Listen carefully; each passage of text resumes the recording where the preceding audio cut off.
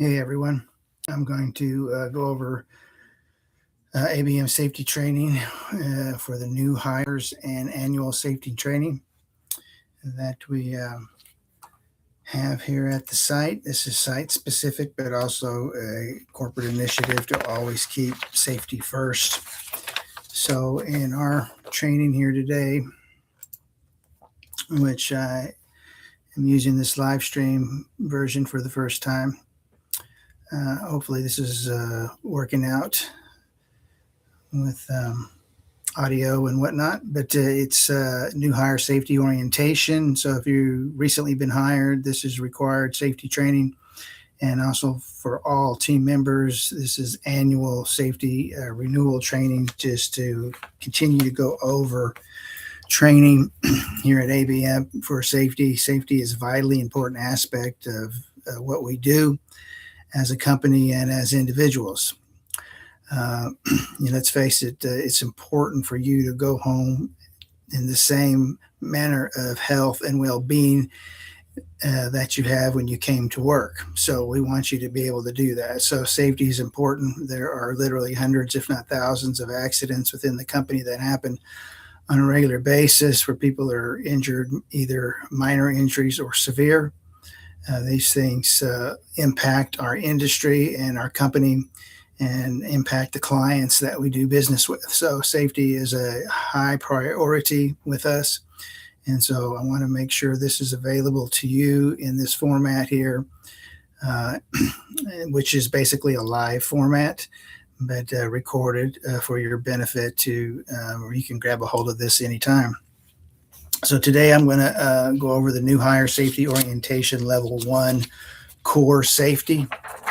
So you should have, hopefully you have, if not, you can get from your supervisor a sheet on the annual safety training, new hire safety training, which has just got the categories on there where you can initial and document that you have taken this training. We can keep in your file for that. So safety policy, ABM's OSH policies and programs involve all business units and every employee within them.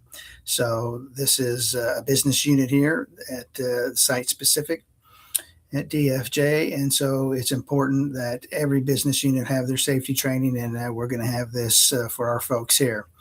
Important aspects of our safety policy are preventing incidents, injuries, and illnesses to sustaining progress toward zero injuries. So that is the goal, 0 injuries. When you investigate an incident or an injury and you get down to the root cause, you find a reason that this accident happened.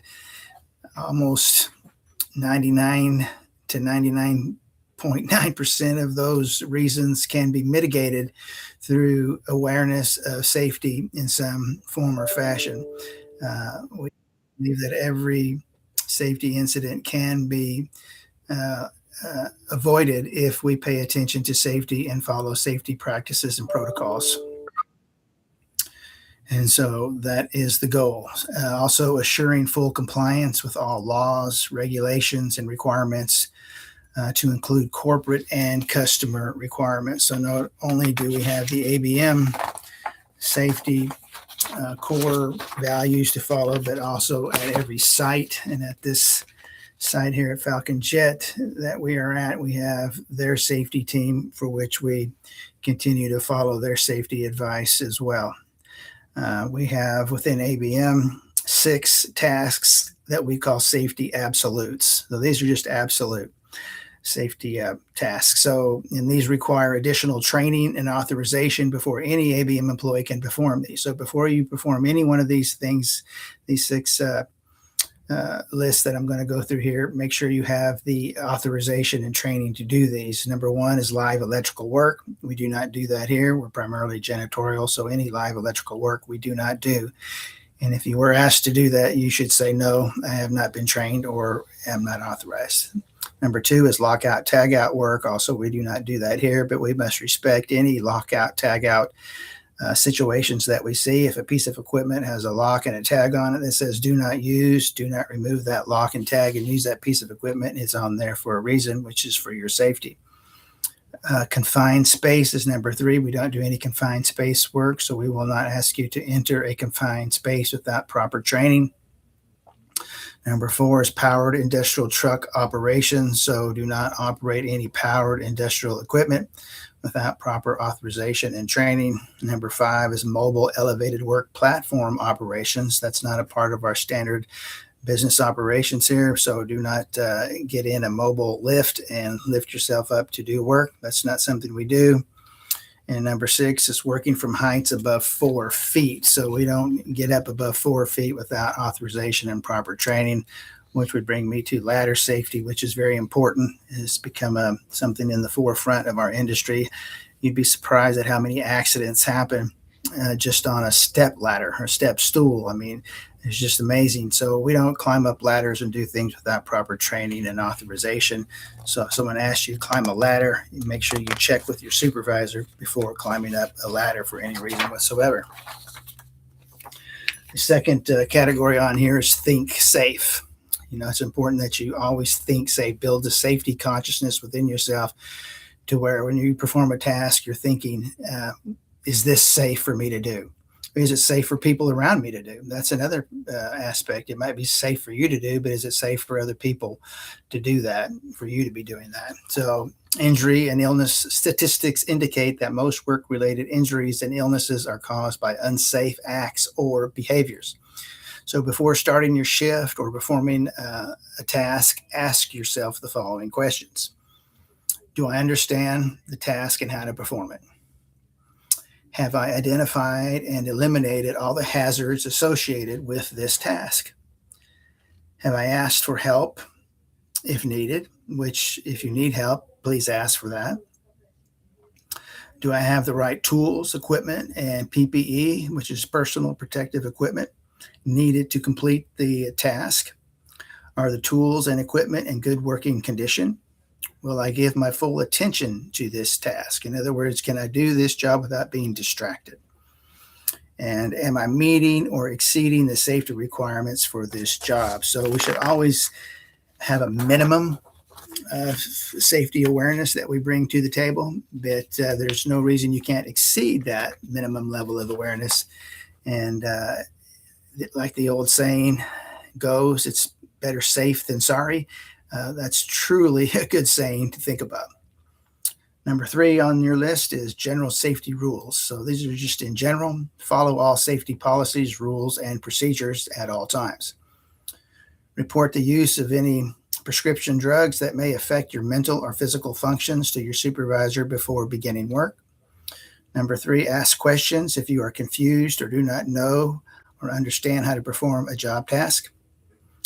And number 4 here on the list, report all hazards, injuries, illnesses, and near misses to your supervisor immediately. We want to know if you almost got injured as well, because that too can be investigated, looked into for a root cause, and maybe that will help somebody else be safe in that function and not get injured later on, because it's something that we could easily change to help create a more safe environment. So general safety rules continue. Do the right thing the first time. Don't take shortcuts. Use only tools and equipment that are in good working condition. If we need to get you a new piece of equipment because your equipment's just shredded, torn up, or not functioning correctly, let us know so we can do that. Report to work rested, alert, and prepared to devote your full attention to your job. It's important to be able to give attention to what you do at work so that you stay focused on your job. That's good for both safety and performance. Never place your hands or any other body part into operating equipment. So if the vacuum has got something caught up in it, it's not working properly. Sometimes you vacuum up a string or something, a piece of rag or towel or something. Don't try to pull that out of there while the vacuum is on. Unplug the vacuum, make sure it's off, and then deal with that, and then get back to what you're doing. But don't try to work on any kind of equipment while it's in operation or even powered for that matter. Number 4 on the list is equipment safety. Always use the right tool for the job. That's important. Always don't make up stuff Don't make it up as you go. Use the correct tools, and that goes for cleaning chemicals as well for the job that you're doing. Never place your hands or any other body part into operating equipment. We said that, but we'll reiterate that. So use tools that are grounded. In other words, if the cord has a 3-prong cord, it should have all 3 prongs in it. It's there for a reason. So make sure your 3-pronged cords are grounded and plugged into a grounded outlet. It is your responsibility to make sure that the area is clear before turning on any equipment. You don't want to turn on loud equipment when there's people all around. Also, don't leave running equipment unattended or perform maintenance on any machine while it is in motion. Should your tools or equipment become unsafe to use, notify your supervisor immediately. And at that point, we will put a tag on it, do not use, out of service. You can do that as well to make sure someone else doesn't grab that broken piece of equipment and use it and become a hazard to them. Number 5 on our list is good housekeeping. Keep clear access to evacuation routes, emergency exits, firefighting equipment, and first aid stations and electrical panels. We don't want to block any of these. It's important if you're setting trash outside the hangars, for example, and you set it out for your trash guy to pick up, that you don't set it right outside the door. Make sure you go out the door and off to the side and set your bag trash so that if there is an emergency or even just for regular business operations, we're not blocking the entrance or exit to anything. Inside your closets, we don't want to block access to the electrical panels. We shouldn't have any equipment in front of them. Those should be remaining open and easy access for the maintenance personnel to get to if they need them. It's just important to never block access at any times with our equipment. Make sure to keep walkways and stairwells clear. Always want to do that. We make sure we don't have equipment hanging out in the walkway. I've seen at times walking around where you have a walkway that is painted with yellow lines on each side, right? It's designated walkway, and then there's a piece of equipment or a pallet corner or something sticking out in that walkway. And we should let somebody know about that as a safety hazard, because it would be very easy for someone to trip on that and fall and get hurt. Anytime you're working in an area, make sure if there's drawers that are open that someone could run into with their knee, that they're closed. You don't be opening anyone's drawers, but you can push a drawer closed just to make sure that it's safe. And doors as well. If we open office doors, we should close office doors and lock them. Keep things secure. That's part of good housekeeping practices. And make sure we dispose of trash promptly and properly. So we pull trash, a lot of trash here at this facility. We want to make sure we get it every time. People throw food and different things in their trash, and if we don't get it out of there, especially going into a weekend, you could come in Monday morning and to a lot of ants and different things, and it's just important to get all the trash out quickly as you can. I always felt like it's a good idea when you go into your area to clean to pull all your trash in one pull before you do anything else, so that you've got that out of the way, and then go back and backtrack through to do your detailed cleaning. Number 6 on the list is material handling and back safety. Protect your back. It's important. So try not to lift manually. If possible, use forklift, dolly, or a hand cart. So if we got to carry anything other than just something that's lightweight, see if there's a way to do it without overstressing your back or arms or legs. If you need to lift manually, employ the following safe lifting techniques. There are safe lifting techniques to help you lift safely. So in other words, you got to size up the load. So what am I picking up? What am I lifting? And then how am I going to carry this? Where am I carrying it? What's my walkway? See, that's why it's important walkways are clear, because if there's something out there, you're carrying an object, you're not going to necessarily see where your foot is, and you could trip over something. See how that works together. So make sure you know what you're carrying and where you're carrying it to, and if it's safe for you to do that. If you do pick up a box or an object that's larger than just something you can hold in your hand, make sure that you bend at the knees. You always want to lift with your legs and not your back. So make sure you do that. Don't bend over at your back and lift like you're a crane, because you're not a crane. Lift like you're a forklift, right? So bend down, bend your knees, grab something, and stand up with the object. That way you're keeping your back straight the whole time and not bending over and putting all that added stress on your lower lumbars. Do not twist or turn your body once you have made the lift. So if you pick something up in your hand and you start twisting and turning, well, that's a lot of extra stress on your back that it's not used to. So you could easily become injured when you do that. And it's a lot simpler to push an object, a heavy object like a tilt cart or any kind of cart with objects on it, rather than pull. When you're pulling, you're straining your lower back. When you're pushing, you've got a lot more strength and body muscle to use to do that. And make sure you get help with bulky objects. So let's see if you can see this.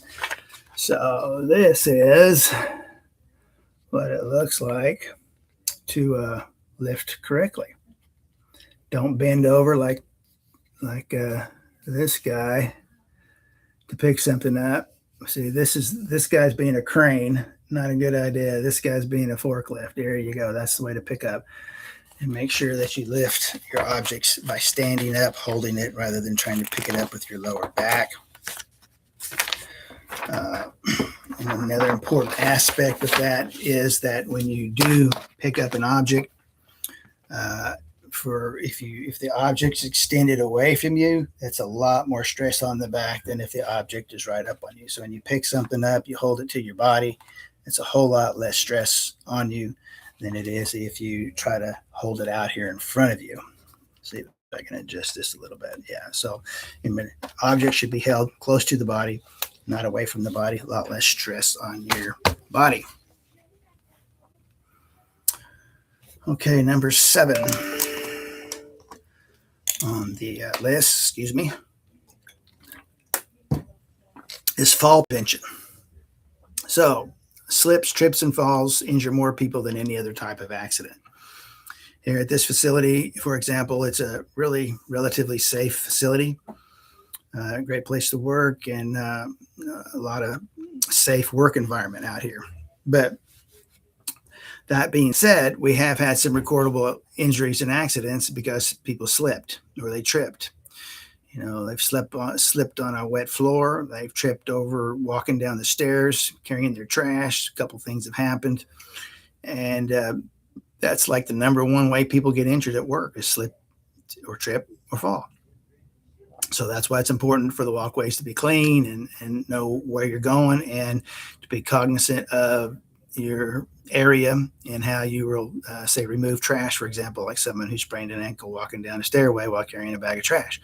And so you should be cognizant of these things of all time, because people have been seriously injured just walking, and something happens and they trip and fall and they break a wrist or who knows what. I've heard some crazy accidents over the years that I've been involved in this business of how people have been hurt just from a simple task of walking across the promenade or within a facility. It's really something.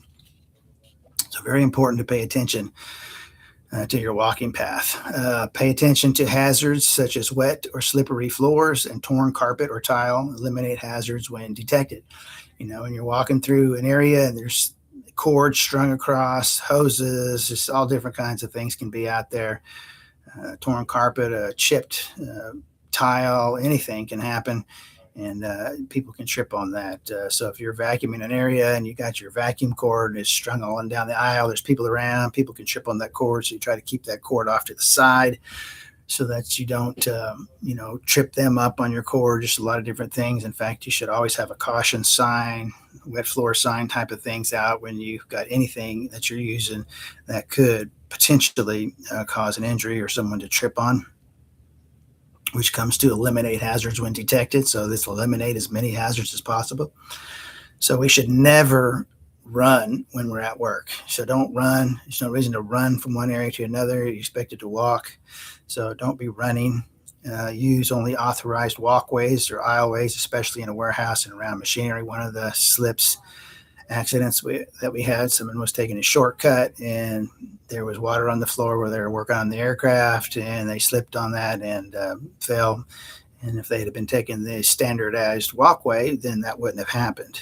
And I've heard a lot of other things. I've heard of people being run over by forklifts because they took a shortcut through a warehouse and the forklift driver couldn't see them, and they got hit with a 50,000-pound forklift or something like that. Not a good thing. So I wouldn't take shortcuts. Very important. And the next is to always hold on to a handrail when you're walking up or down the stairs. So you should always be using one hand to hold on to that handrail. We call it 3 points of contact. So you got both feet going up the stairs, but you always have that hand to grab a hold of that as well. So if you're carrying a heavy load up a stairway, hopefully you've got an elevator to use for that, or you just have to take it up in pieces or somebody help you or whatever. But you should always use 3 points of contact when you go up and down a stairway. The same thing's true of a ladder. Always have 3 points of contact. Use fall protection when working in elevated areas above 4 feet. That's another reason you have to have training to use a ladder, because you definitely have to have a lanyard and fall protection training. So basic electrical safety. So things to do. This is the do list. Use plugs that are fit for the outlet. Obviously, check the wire and cord and insulation. Don't use cords that have been damaged. Make sure electrical connections are tight. Keep flammables away from outlets. Keep clear access to electrical boxes. Like we talked before, we don't want to block electrical access. The don't list, here's the things we do not do. Do not overload outlets. So in other words, if you got a power strip, you don't plug in another power strip to a power strip and chain those things together and overload those. That's a great way to start fire. We don't fasten cords with staples or nails. Don't use any way to fasten a cord to the wall or something to keep it secure. That's not made for that. They actually make cord fasteners, which are safe. Don't run cords through water or touch cords with wet hands. Important, so you don't get electrical shock. Don't use damaged cords.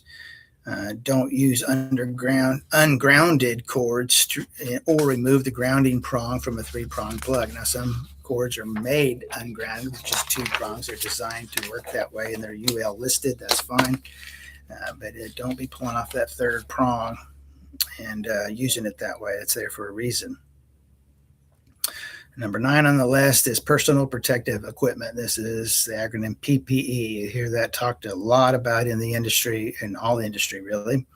So PPE is any other or any outer shell that a worker uses to protect him or herself from certain hazards. So PPE is the gloves you put on, that's personal protective equipment. The safety glasses you put on is personal protective equipment. If you have to wear a mask, that'd be personal protective equipment. Anything that you use to protect yourself, that's an outer shell to you, even if it's sleeves on your arm to protect yourself, is PPE.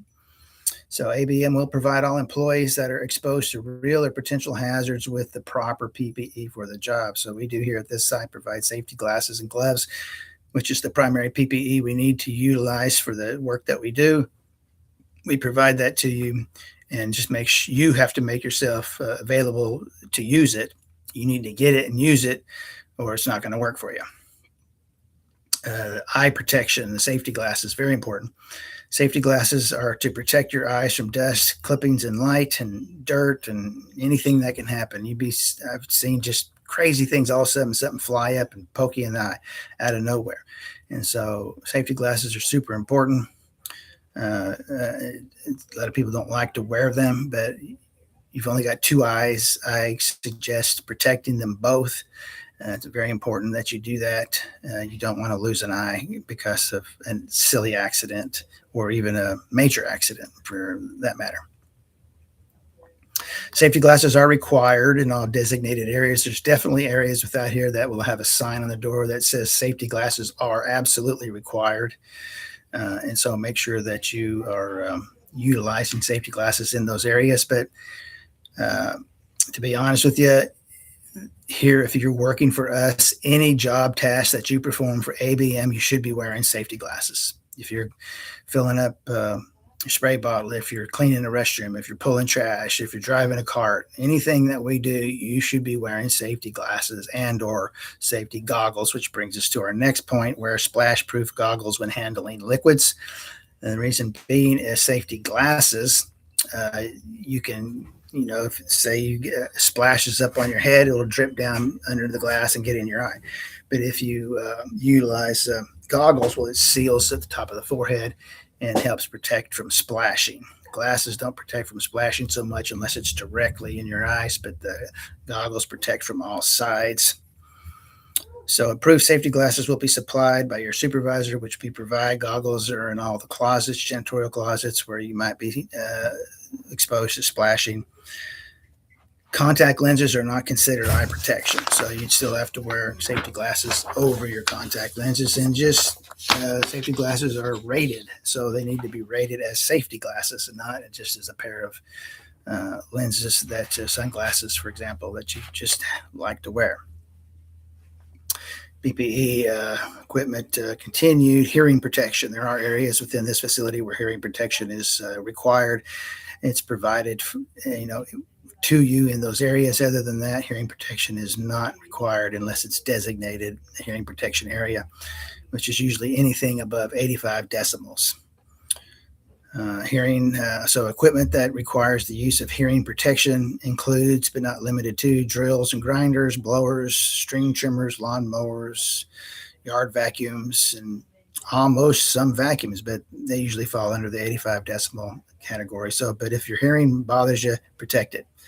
That's another thing you don't want to damage is your hearing, because usually hearing loss and damage is permanent, and it's definitely not a fun experience. Earplugs are the preferred method for hearing protection and will be made available to you if you need it. Again, all the areas out here at this facility that require it, they provide it right there at the entrance to that area. As we continue, hand protection, protect your hands.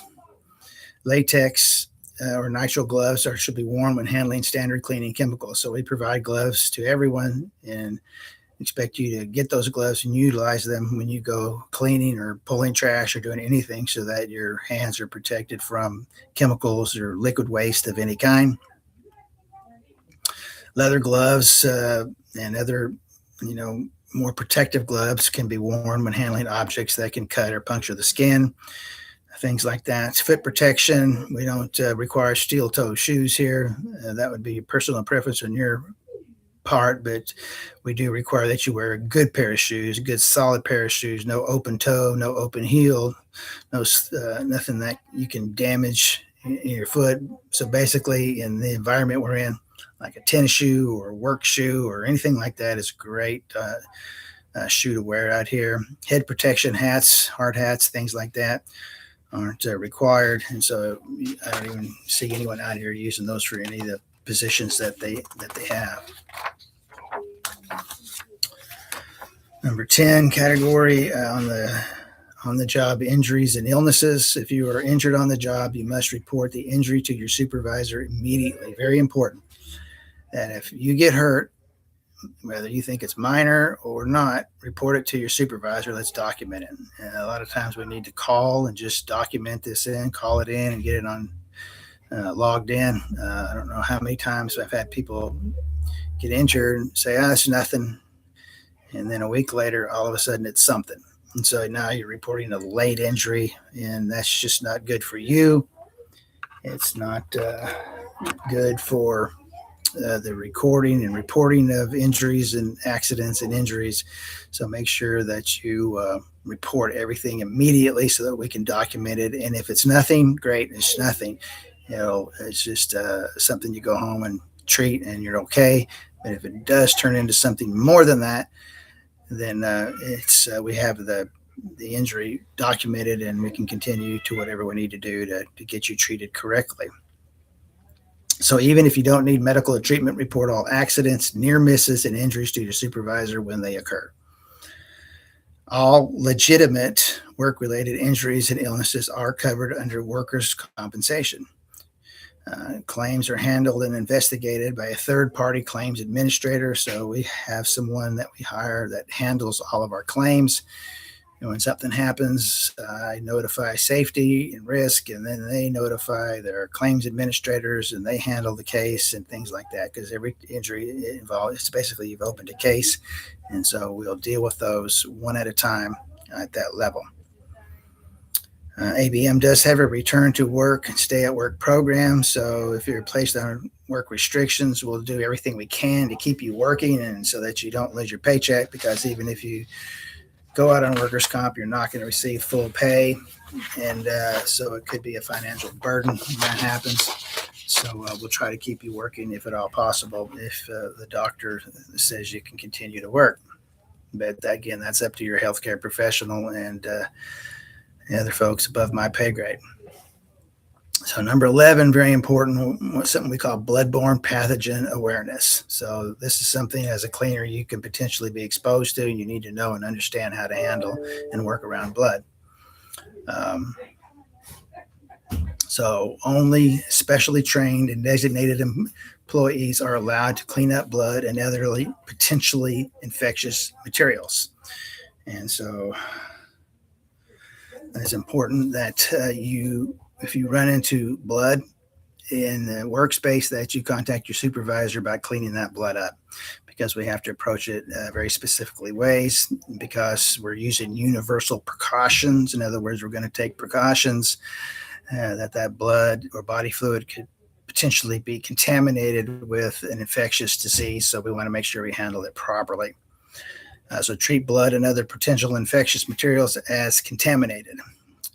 We have specialized training on all this. We'll have like a monthly training just on this topic of bloodborne pathogens, just to keep the awareness to the forefront. So we'll get into more details during those trainings. But any questions about blood, you need to notify your supervisor about how to clean that up.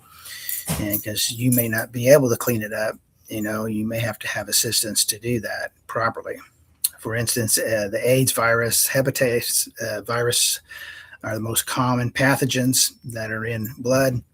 Hepatitis V vaccines can be administered to people that get exposed to blood that's what they want to do. That's an option. But the best thing is to not contact any kind of blood or body fluid without the proper PPE on, so that's why you see a lot of healthcare professionals wear face shields and wear masks and they wear gloves and they do all these things. A lot of that's just to protect themselves from the potential of being exposed to blood. You don't want it splashing in your eyes. You don't want it, if you got a cut on your arm, you should have sleeves on, because you don't want to get somebody's body fluids in a cut or anything like that. It's just not a good thing. Number 12 was referred to our safety absolutes of lockout, tagout work, which we do not perform any of that, but we do respect it. And what that just means is that when maintenance or someone works on a piece of equipment, they put a lock on it and a tag that says do not use. So don't remove or bypass or try to use a machine that's been locked out or tagged out. That's there for a reason. It's there for your safety, to protect you and or folks that are working on it. Number 13 on here is fire extinguishers, the use of fire extinguishers, the proper use of fire extinguishers. And so knowing how to use them is important. There's 4 different types of fire extinguishers, each of which extinguish specific types of fires. Newer fire extinguishers use a picture labeling system to designate which type of fires they're used on. Older fire extinguishers are labeled with colored geometrical shapes with letter designations. Both of these types of labels are shown below on this sheet for you to understand. But basically, they're Class A extinguishers, put out fires in an ordinary combustible. Those are the ones you see pretty much hanging around everywhere on the walls, and almost every area has a fire extinguisher in it. Class B should be used fires involving flammable liquids. They'll be located in areas where they have potential for that. The Class C extinguishers are for electrical equipment. Electrical fires require a different kind of extinguisher, and Class D extinguishers are combustible metals and things of that nature. But the Class A ordinary combustibles is the generalized use of them. Have an acronym for fire extinguisher use, which is called PASS, P-A-S-S, which stands for pull, aim, squeeze, and sweep. And so the way that works is you pull the pin at the top of the extinguisher that keeps the handle from being accidentally pressed. So you can't just automatically press the handle. You have to pull a pin out. And then you aim the nozzle toward the base of the fire. Make sure you don't aim it at the top of the fire, but at the base of the fire. And then you stand approximately 8 feet away from the fire and squeeze the handle to discharge the extinguisher. If you release the handle, the discharge will stop. So while you're squeezing the handle, you're spraying the liquid towards the fire. You release it, it stops, and then you sweep the nozzle back and forth at the base of the fire after the fire appears to be out. Watch it carefully since it may reignite. So pull the pin, aim the nozzle at the base, at the bottom of the fire, squeeze the handle, and sweep back and forth. And that's how you put out, or that's how you potentially put out a fire before it gets out of hand. And so that's the safe way to use a fire extinguisher. Hazard communication is number 14, and that's the HAZCOM section. It's a large section in training in all itself, but it basically comes down to safe chemical use, and you have the right to know what chemical you're being given to use at any time. So if we hand you a cleaning chemical and ask you to go clean something, you have the right to know what that chemical is and what's in it and how it can affect you and all these different things. And so that's the right to know. And so we have posted the right to know board in our office area where we have every single chemical in our SDS sheets. It's safety data sheet. Every chemical known that we use here in the States and here at this site has a safety data sheet. And what that safety data sheet does is tell you what that chemical is, how it's used, what's the dangers and hazards and precautions, first aid. It's got like 16 different categories. Every single SDS sheet has to tell you and or firefighters or EMS or anyone else what's that chemical and what's in it and what's the dangers of it, because it tells you all those things on the SDS sheet, and you have the right to know that. So we post those. We have them here in the office, and almost every closet has a book with the SDS sheets in it of what we keep on hand here at the site, so that you can you look at that at your convenience. It's your responsibility. If you want to look at that, we provide it, but you can look at it. And if you want to know, is this something I'm allergic to? Your doctor wants to know what kind of chemicals you're using. Well, you can just look at the name, the SDS sheet, and be able to tell you everything about it. So OSHA, which is the OSHA Hazard Communication Standard, is designed to protect employees from hazardous chemicals used or stored in the work setting, also referred to as right to know. It requires that training and information be provided to any employees who have the potential of being exposed to a hazardous chemical under normal condition of use or in a foreseeable emergency. HAZCOM training requires the presence of hazardous chemicals be communicated to employees in a variety of ways. The hazardous chemical inventory, and the inventory is listed in the SDS book. The safety data sheets are located in a chemical inventory book. Those are what we have posted on the wall in the right to know box out here.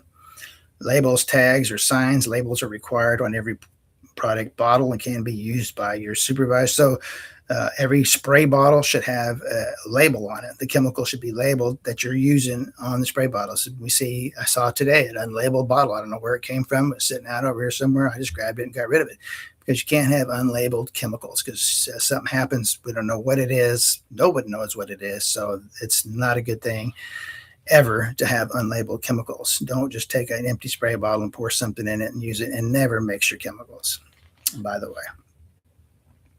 So that is the basics of HAZCOM. So OSHA issued final rule to align HAZCOM standard with the globally harmonized system of chemical classification, GHS, and all those changes are in effect now. So basically what that says is that pretty much globally, all industry follows this same procedure with SDS sheets and how that works. So no matter where you go, who you are, where you're at, SDS sheets all read the same, and everybody can understand the product that they have or exposed to or going to have to use prior to or in the middle of using it, or in case of an accident, it can be looked at of what was I exposed to.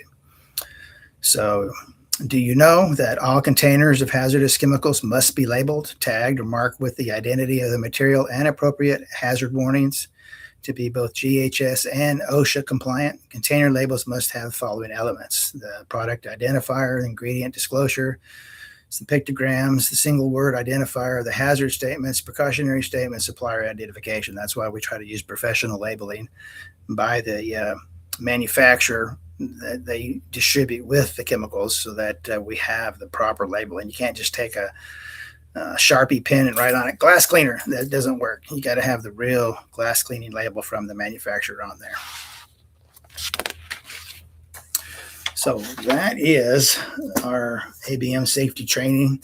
So if you're a new employee, this is for you to watch and ask questions about prior to you getting involved in working here. And if you're an existing tenured employee, annually review this so that you can keep up on, this as part of your safety training and awareness, because awareness is super important. Because what you don't want to do is become complacent and then lose awareness of safety and handling chemicals and how to use chemicals properly is very important. And if we're going to talk about chemicals, I briefly mentioned it, but I'll say one more time that don't mix chemicals. There have been incidences of people who, back in the old days when we used bleach and ammonia as cleaning chemicals, people have mixed the two together. And when you mix bleach and ammonia, you create ammonium chloride gas. When you create ammonium chloride gas, if you breathe it, it can kill you just in a matter of minutes. That's happened when someone has poured bleach in the toilet to clean it and thought, well, I'll throw a shot of ammonia in there because that's even better. More is better, right? No, not. And they do that, and a gas cloud comes up. You breathe that, and that's it.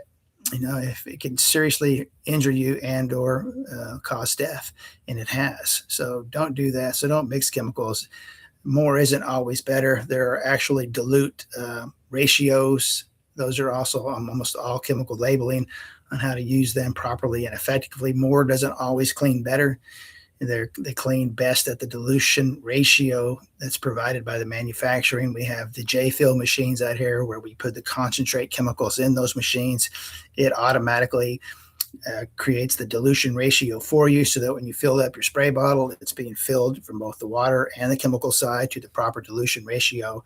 And you don't pour a whole bunch of chemical in there and a little bit of water. That's not going to work. Like I said, more does not always do better. So, and you'll probably find that out if you try to clean a window with straight concentrate glass cleaner. You're just going to be all streaked up. It's not going to really be clean. So use the chemicals properly. Same with the Virix and the other germicidal cleaners that we have. The way they're designed and to be used is perfect. And so they will do the job that we need them to do. We just use them the way they are stated. And if you get exposed to something, well, we have the SDS sheets for you to find out what that is and what precautions you need to take at that point. So anyway, this is our safety training on a new hire and annual safety training. So you guys remember, safety first, always safety first. Please make sure that you follow safety guidance and rules and think safe. Develop a consciousness of safety, so that no matter where you go, at work, at home, whatever, take these safety principles with you, and you will live a much safer, healthier lifestyle and keep yourself from injury. Have a great day.